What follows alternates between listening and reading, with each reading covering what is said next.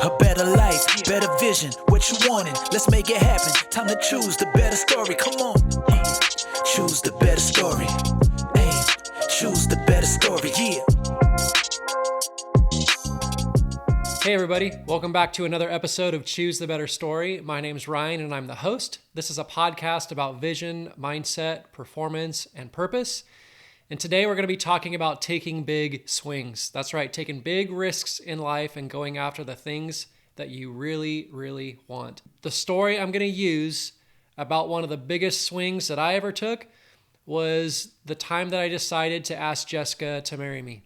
So I'm going to talk about that story because it's actually really, really fun. Back in the day when I was a young romantic, I used to write Jessica letters. Like, this is before the days of emailing. I would literally handwrite letters and send them to her.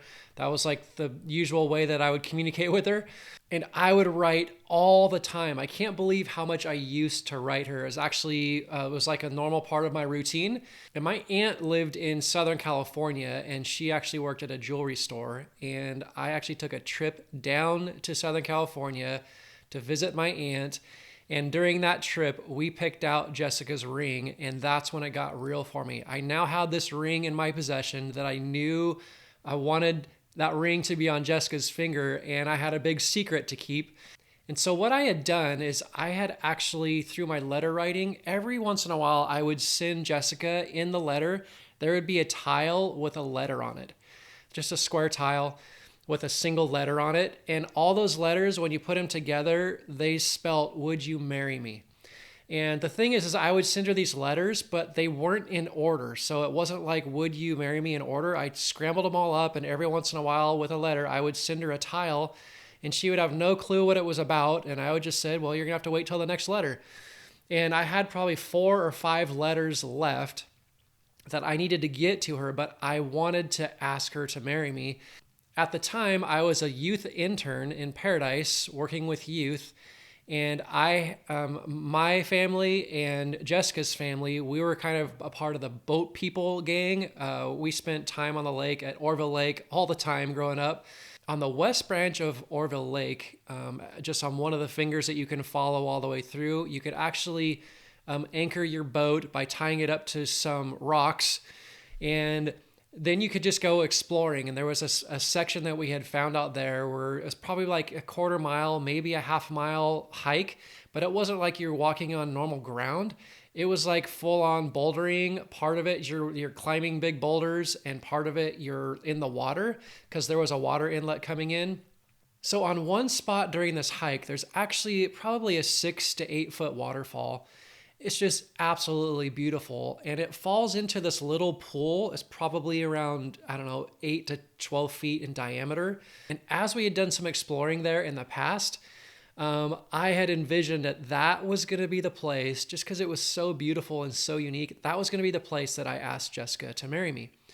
So what happened was I had lined up all of my family, and I lined up all of Jessica's family to be out there and meet us out there one day when we were on the lake. And the day that we all met was the day that we had a youth ski trip on the lake. And so we had, tons of youth out there. We would just kind of take over a section of the lake, have a bunch of boats pulling around youth all day long.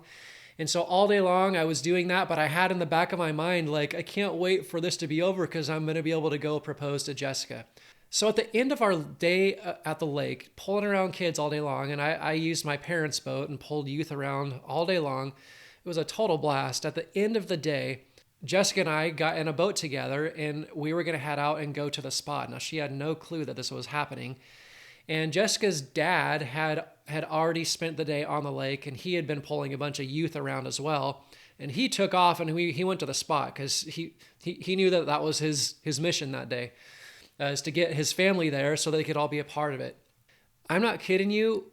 I had pulled around youth all day long on the lake. They had gone kneeboarding, skiing. This is before wakeboarding, tubing, like anything you can imagine pulling youth behind a boat. We had done that, and I had had an absolutely flawless day with the boat until the end of the trip when it was time for me to take Jessica to the spot where we were going to get engaged. I went to start the boat and it had a dead battery.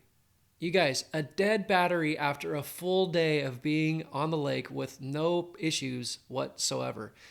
And so with a dead battery, I literally was sitting there floating in the middle of this channel, and I started having all these thoughts going through my head like, okay, well this is weird. God, what's going on? This is not the plan. And are you trying to tell me something right now? And so that's what was going on in my mind. Meanwhile, I'm trying to act like with Jessica, like this is a no big deal. Oh, don't worry. Yeah, your dad will come back and he'll give us a jump, right? He'll charge our battery. While we were sitting there drifting in the middle of this channel, we were probably, I'd say 200 feet, maybe 300 feet away from the shoreline. There was a group of people that had come out to the edge of the lake, and they were just there to have a good time. They were, enjoying the evening. And one of the guys dove into the water. And when he dove into the water, he hit another rock that was beneath the surface that he couldn't see. And he comes up out of the water, freaking out. You know how head wounds work. Like his head's bleeding like crazy. And these people are freaking out. And they want me to come over and rescue them from their scenario. And I am absolutely helpless in the middle of the lake. I'm trying to yell back, I've got a dead battery, I can't help. It was just all this chaos happening. And all I'm thinking of is I've got my family and I've got Jessica's family over at this beautiful scenic spot, and we're not showing up. And so we sat there. It seemed like an eternity to me. And finally, Jessica's dad comes screaming back in the boat and stops. And we're like, I'm so sorry, we got a dead battery. He charges our battery. We get our boat started and he bolts. He was like a man on a mission. And so, I start heading that way as well. I'm going a lot slower because I want to give him time to go back to the spot where we're going to be getting engaged. And so sure enough, we get there. Randy's boat is all tied up. So now I got to tie our boat up. It takes a little bit of time. And then Jessica and I start going on this walk. It's more like rock climbing mixed with like wading in water. And it's just so scenic. And I have people in my family and in Jessica's family lined up along the way. And along the way, they would give Jessica something. They would give her flowers, or they would give her a balloon, or they would give her a card, or they would give her the remaining 4 letters, the remaining 4 or 5 tiles that I had left to give to her that spelt out, "Will you marry me?" She got those along the way as well. And I think by that time she kind of knew what was happening, because I also had a friend of mine that was recording all this on video. And so as the people in the family would give stuff to Jessica, we would continue our walk, and they would kind of walk with and behind us. And we finally got to this spot. And the only thing I was given during the walk was a balloon. And attached to the balloon at the very bottom was tied a box. And it looked like a ring box. Now, before I finish the story here about how we got engaged, I just got to pause here because my family came up with a brilliant idea that I thought was really, really good. The idea was I was going to pretend to get down on one knee, and I was going to pretend like I slipped and fell, and I was going to let go of the balloon, and this balloon was going to float away. The only problem with that plan, and it was a brilliant plan, by the way, the only problem with that plan is only my family knew that was going to be happening. And so when the time came for me to get down on one knee, I mean, we were right in the spot. It was the waterfalls coming down. All the family is looking. Her family is looking like they're just really excited. My family is looking at it a different way because they know a joke is about to happen. And this is when all chaos broke loose. Man, I did a world-renowned acting job, totally slipped as I was going down on one knee and let go of the balloon. And there goes the balloon carrying the ring floating away. And my family thinks that is absolutely hilarious. Meanwhile, Jessica's family really thinks that the ring that I had purchased for Jessica was literally floating away. So they are scrambling around. They are freaking out.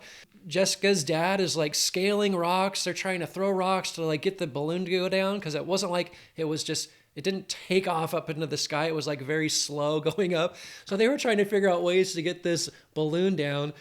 Hey, if you're listening to this and you've got a really wild idea for getting engaged and you're going to include both families, if you ever want to pull a stunt, make sure both families know about it.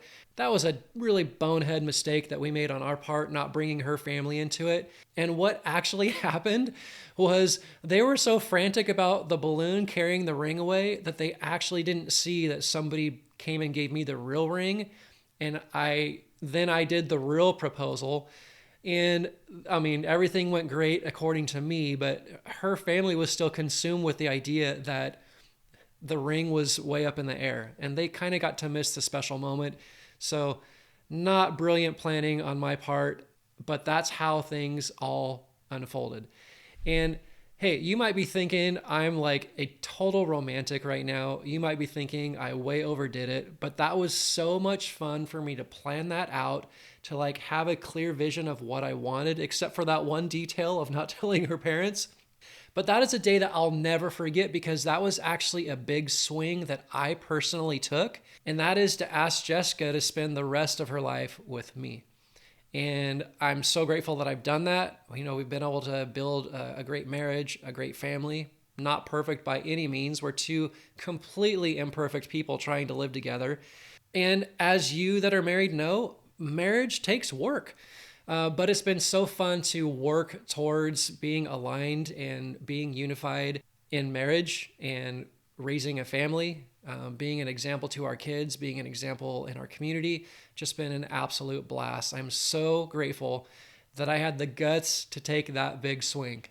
I'm on another wild adventure right now where I'm being educated and coached and trained to become an executive and high performance coach. And I am having an absolute blast learning a new craft, learning the skills, learning how to utilize the tools to help people achieve levels they never thought were possible in their lives. And I know you've heard about it because there's been some mention in past podcasts if you've been listening, but there's also been commercials now that are kind of promoting what I'm doing. You know that little voice in your head that says, I'll get to it tomorrow. I just need to get more organized first, or I'm waiting for the right time, or as soon as things slow down. Yeah, I used to listen to that voice too. Turns out that voice is a liar.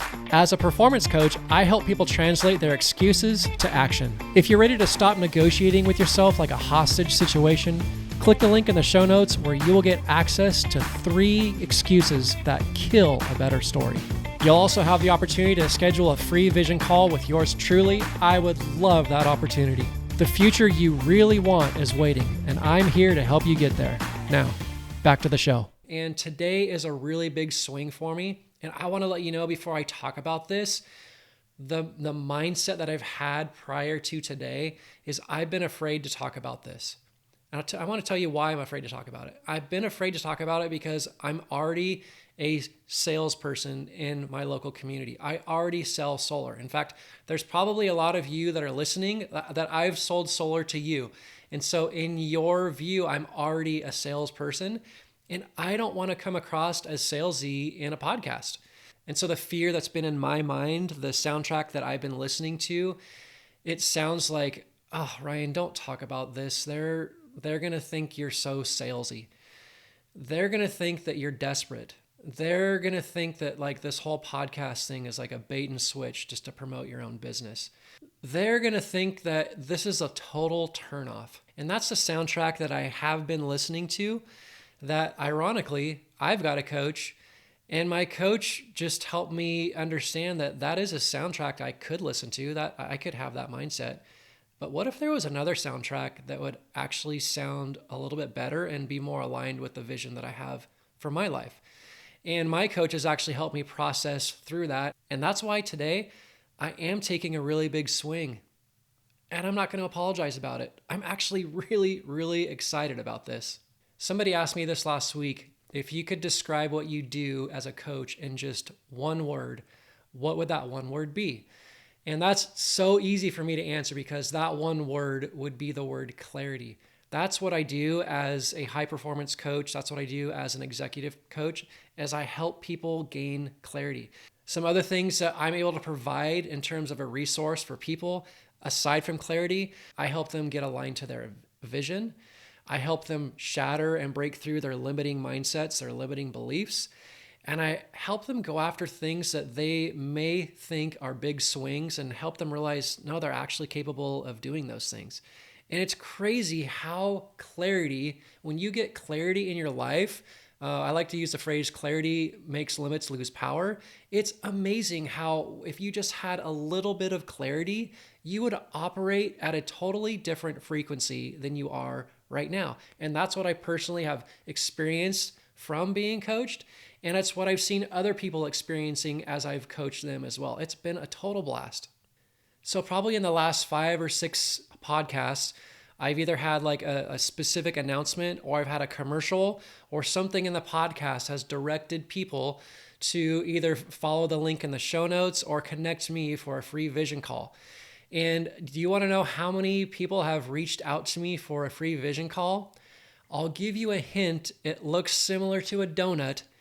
That's right, 0 people. Now, please don't take me saying this as a shame on you, because if I just heard a commercial about a free vision call, I might even just hit skip, or I would hit the next 15 seconds button on my phone, or I would just like not be interested. And I know when it comes to like marketing, you got to hear something said multiple times over and over and over and over again before you actually take action on it. That's what marketing would do.